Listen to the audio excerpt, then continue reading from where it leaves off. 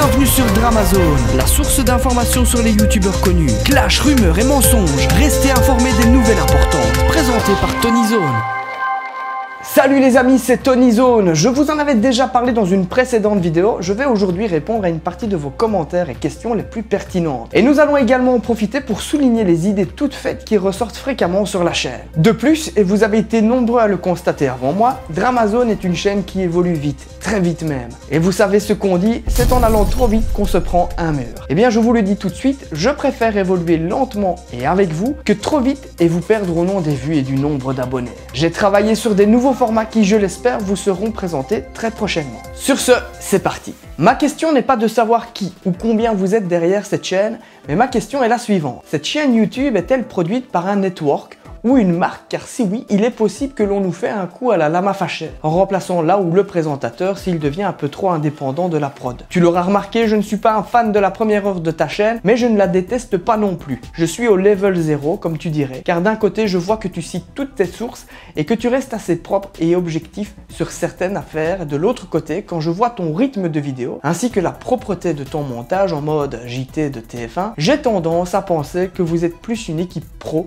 avec un bon matériel dès le départ, payé par une entreprise, qu'un groupe de potes qui ont voulu donner une bonne image aux analyses de drama. En même temps, c'est pas étonnant vu la mauvaise réputation qu'ont les dramas et les médias traditionnels sur le net. Salut Prime Lab, j'ouvre le bal avec toi. Rassure-toi, Dramazone n'est pas créé par une marque et ne fait pas à ce jour partie d'un network quel qu'il soit. Et d'ailleurs, ce n'est pas un objectif. Il s'agit d'un projet totalement privé et normal. C'est aussi avec un membre de ma famille qu'on se charge de l'écriture, de la relecture, de l'aspect vidéo, de la prise de son avec du matériel 100% personnel. Et en ce qui concerne le montage final, ça c'est moi qui m'en occupe. C'est un challenge de tous les jours que nous finançons sur fonds propres, en plus de notre carrière professionnelle respective. L'idée, c'est de réussir par l'intermédiaire de la chaîne de parler de drama, en présentant un contenu propre et le plus impartial possible. Merci à toi. Pourquoi as-tu décidé de créer une chaîne drama? Excellente question. Parce qu'à la base, personne n'en voulait réellement. Et d'un autre côté, parce que énormément de youtubeurs rabaissent le drama au point de lui donner une connotation inutile. Je considère qu'il en existe de deux types, le drama sérieux et le drama inutile. Je vous laisse deviner lequel des deux je traite, et c'est aussi pour cette raison que certains dramas n'ont pas été relayés volontairement sur Dramazone, comme par exemple le Blackface de Shera Kerinsky, le facteur d'Emma K-Cup ou la tragédie avec Grand Diable.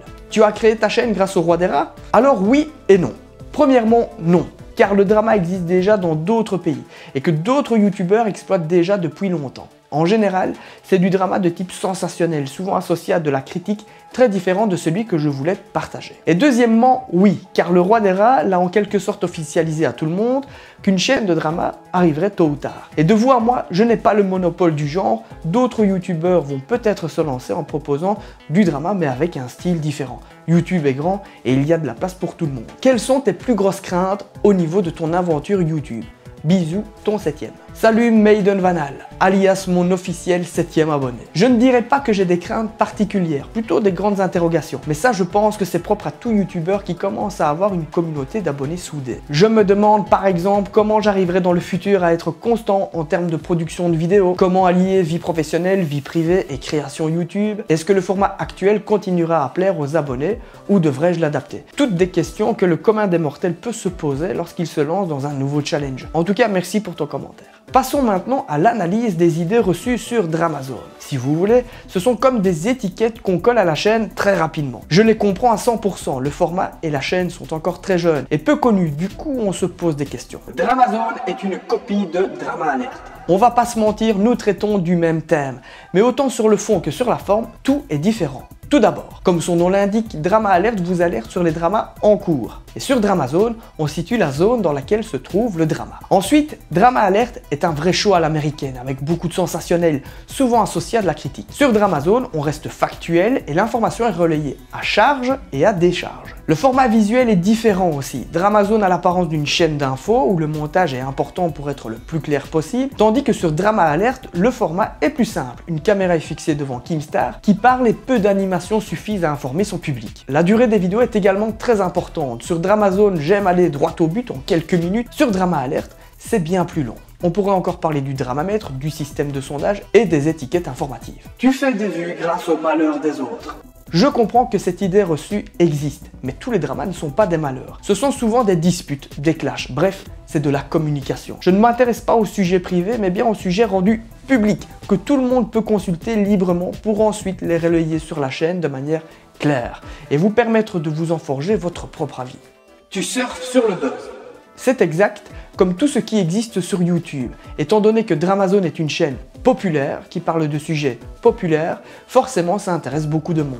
C'est un peu comme un nouveau jeu vidéo qui sort, tous les gamers vont en parler parce que c'est un sujet tendance. Dramazone est le closer de YouTube. Oui, on peut dire ça vu qu'on s'intéresse au final à des sujets people de YouTube. En vous abonnant, je pense que vous l'aurez compris, la chaîne parlera de drama et non de vulgarisation scientifique. On n'a pas besoin d'un colporteur d'infos qu'on peut tous consulter. Je suis d'accord, mais analysez les éléments à charge et à décharge de manière neutre pour vous permettre de compléter votre propre opinion, ça c'est plutôt intéressant. Et voilà les amis, j'espère que cette vidéo vous aura permis de mieux cerner la philosophie de la chaîne. N'hésitez pas à m'écrire en commentaire vos impressions et surtout à me poser d'autres questions pour une prochaine FAQ si vous le souhaitez. Moi je vous dis à tout bientôt. Ciao!